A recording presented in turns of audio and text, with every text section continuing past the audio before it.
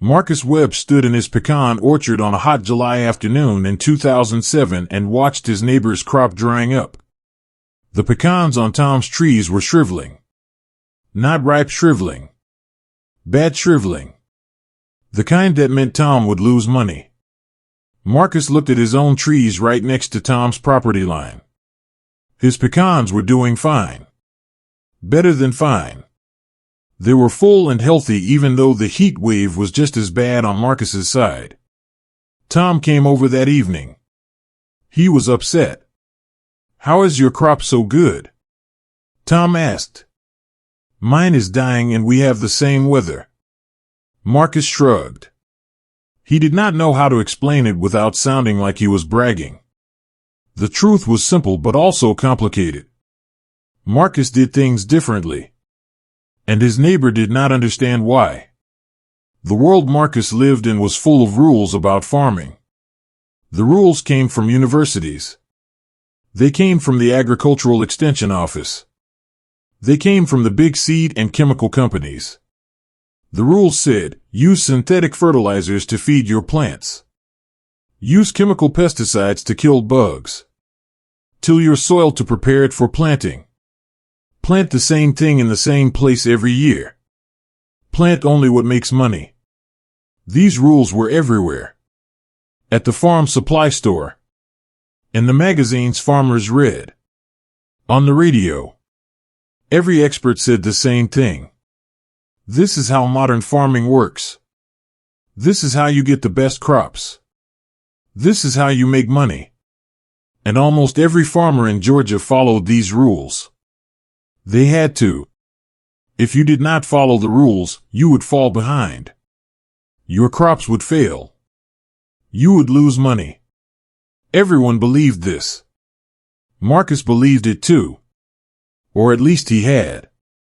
Until he started asking questions. Marcus was different from most farmers.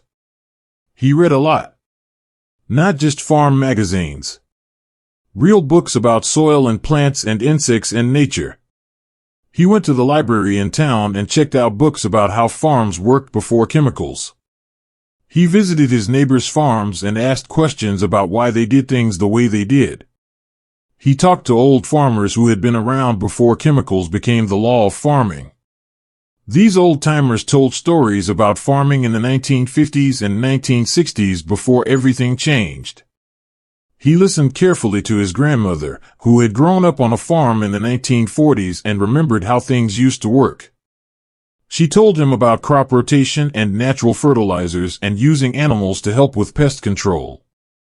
And the more he read and asked, the more he started to doubt the rules everyone followed. Maybe chemicals were not the only way. Maybe there was another path. Maybe the old ways had something valuable that people had forgotten. This thought scared him. What if he was wrong? What if he lost money trying something different? It also excited him. What if he was right? What if there was a better way that nobody was talking about? By 2007, Marcus was 43 years old and he made a big decision. He would try a different way. He would not follow the expert rules that everyone else followed. In the fall of 2007, an agricultural scientist from the University of Georgia came to visit local farmers. Her name was Dr. Susan Chen. She was smart and kind and she genuinely wanted to help farmers. But she believed in chemicals. That was her expertise. She came to Marcus's farm and looked at what he was doing. She saw that he was not using the standard fertilizer program. She saw that he was planting things between his pecan trees that looked like weeds. She saw that he was using goats and chickens to eat insects instead of spraying pesticides. Dr. Chen looked worried. "Marcus," she said, "your methods are holding you back. You are farming like it is 1950. These practices are old. They are not efficient. You will not be able to compete with modern farmers." She had charts and data. She showed him how much money he could make with her program. She showed him how other farms using chemicals were more productive. "You are destroying your soil by not feeding it properly," she said. Chemicals are the only way to farm successfully today. Marcus listened. He respected Dr. Chen. She was an expert.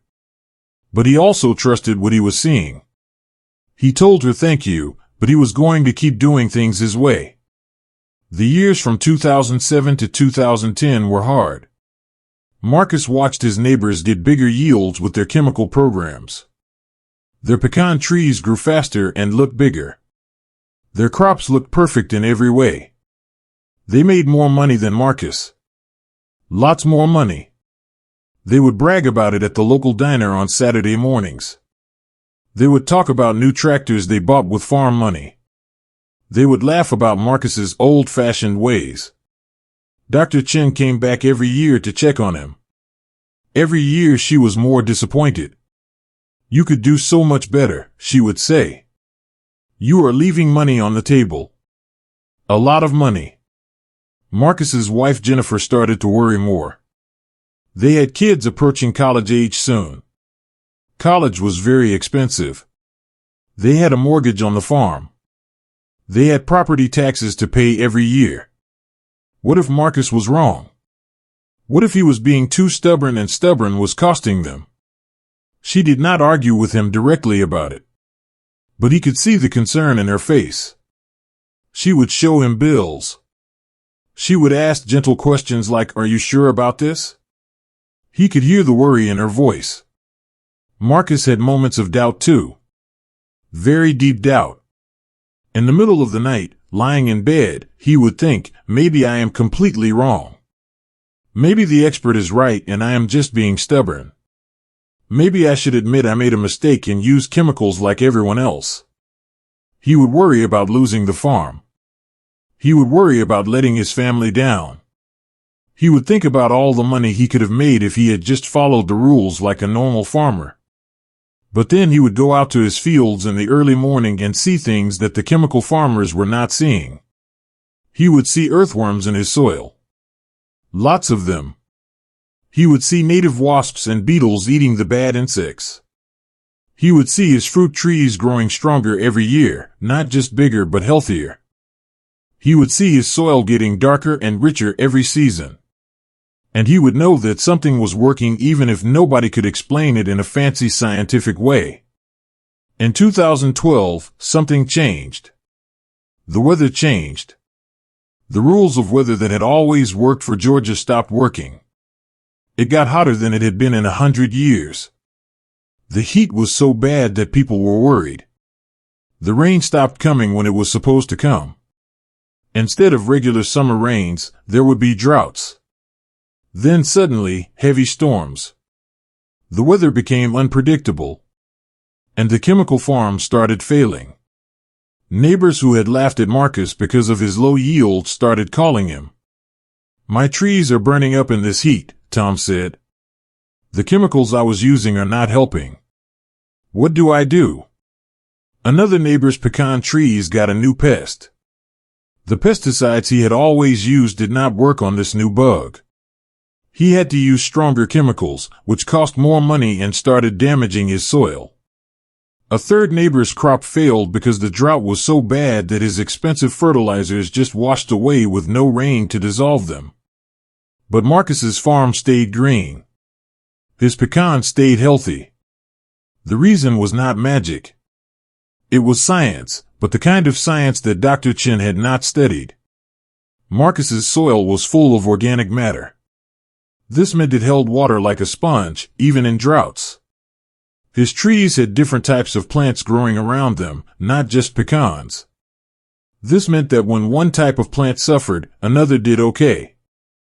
Different insects lived on his farm, not just the ones that ate pecans. This meant that when the new pest arrived, the natural predators of that pest were already there, ready to control it. When the heat came, some of his understory plants died, but others thrived, and this kept his soil protected. It was like having a backup plan for everything.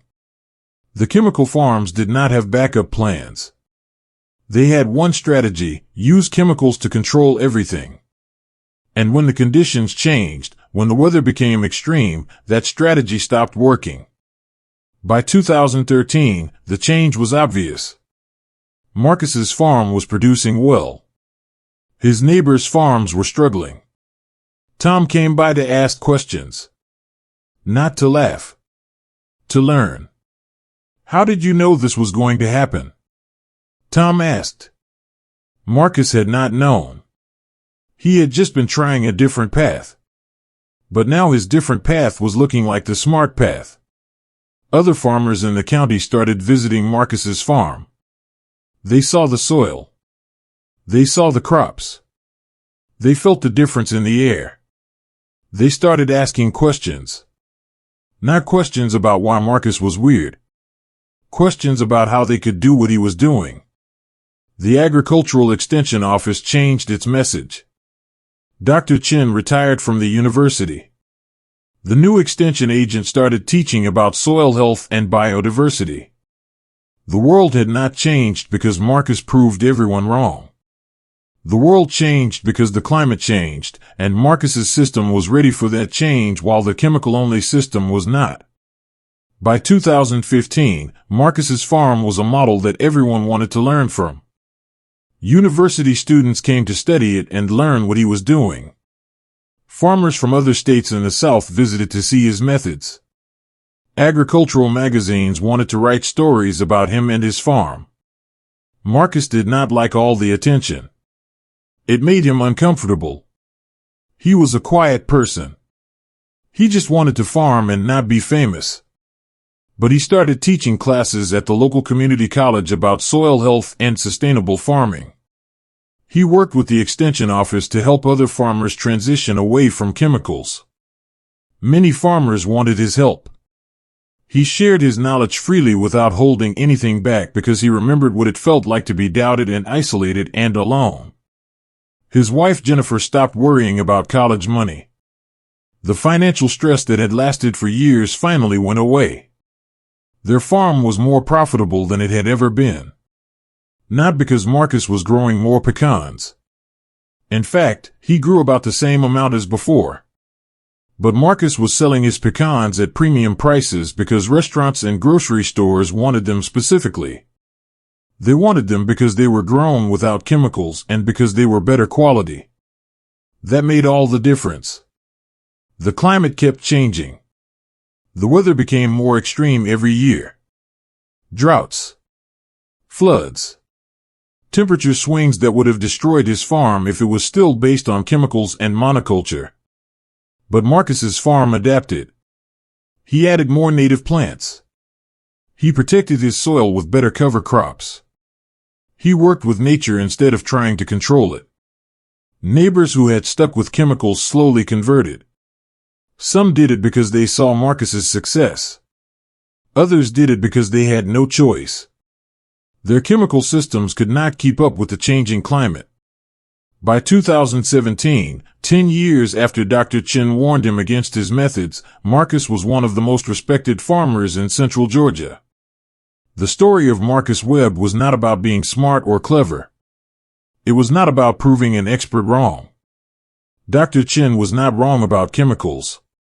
Chemicals do make plants grow faster in the short term. The problem was that she was only looking at one thing, short-term growth and maximum yield.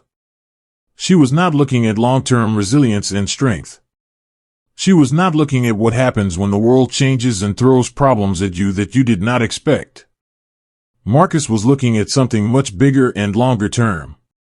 He was looking at building a farm that could handle anything. A farm that was not fragile or weak. A farm that could survive droughts and floods and new pests and extreme heat and whatever else nature threw at it. He built this farm by refusing to accept that there was only one way to do things. He built it by reading books and asking questions and trusting what he saw with his own eyes. He built it by being patient enough to wait for results, even when everyone doubted him and everyone doubted his plan. The most important thing Marcus learned was this: the strongest farms are the ones with the most diversity. The strongest systems are the ones that have backup plans for when things go wrong. The strongest strategies are the ones that work with nature instead of trying to control it and dominate it. He learned this not from reading an expert or a book in a classroom. He learned it by standing in his fields day after day, watching what happened, and being willing to adapt when things changed. When the climate changed and the weather became extreme and the rules everyone followed stopped working, Marcus's farm did not just survive and barely make it. It thrived and did better than ever. And that is how a farmer from Georgia, who nobody thought had a good idea, ended up teaching the whole world about how to farm when everything is changing and becoming uncertain.